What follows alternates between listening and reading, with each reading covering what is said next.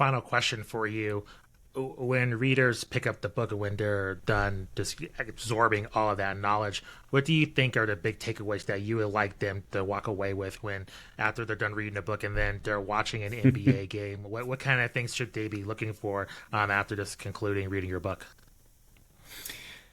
I think they should be thinking about some of the things they've always thought about. Some are like, oh, they're hot or not, doesn't matter.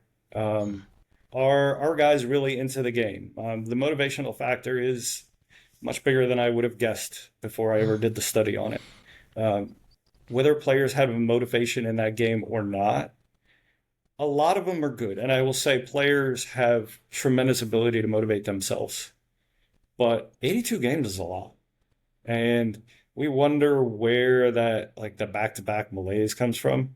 First of all, it shows up on the defensive side, and we know defense is more energy and not being fatigued than the offensive side. And knowing that that's real, and it doesn't it doesn't make your average player.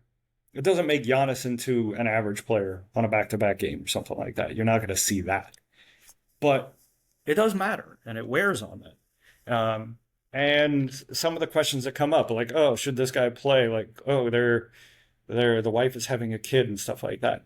Like, if they're having a child, they're probably not going to be that focused. They're not going to play that well.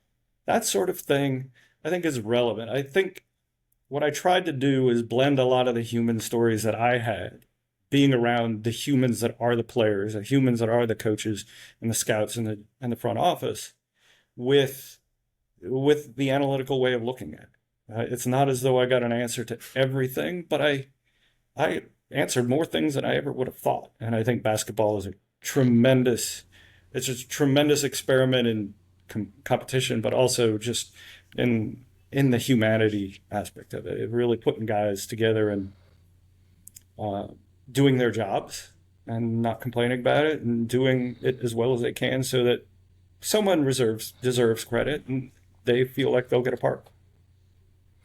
Would it be in the best interest of the league separate from their television deal in terms of the money that they make from an 82 game schedule? So the players and fans, just that if the schedule is reduced to, a lesser amount of games per season.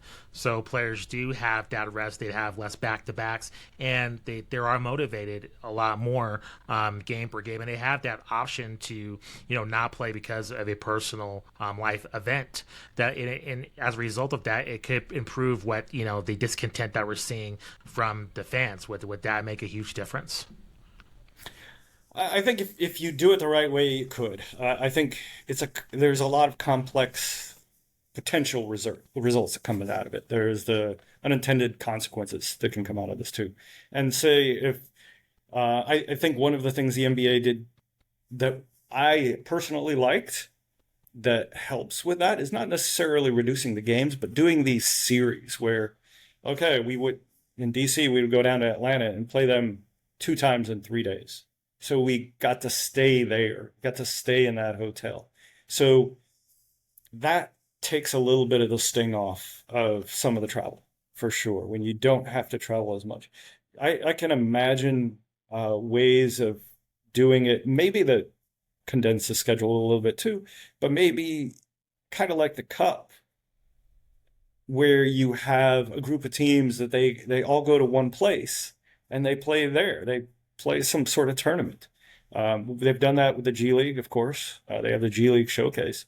You do something like that, and maybe you do it outside the home city. And some of the revenues, of course, get shared with the home city, but then they also go back to the different teams that are there. And it's a different environment. It gets people excited, and you are in the one place for a while. So you don't have to deal with, okay, I got to move out of my hotel room again. And okay, what hotel room am I in? And I can tell you, like, I remember some of the tricks when you're on the road and you get in at 1:30 in the morning, 3:30 in the morning, you take a picture of your hotel room number because the next day you may go down for the team meeting. Like, I don't even remember what floor. It's it gets tough.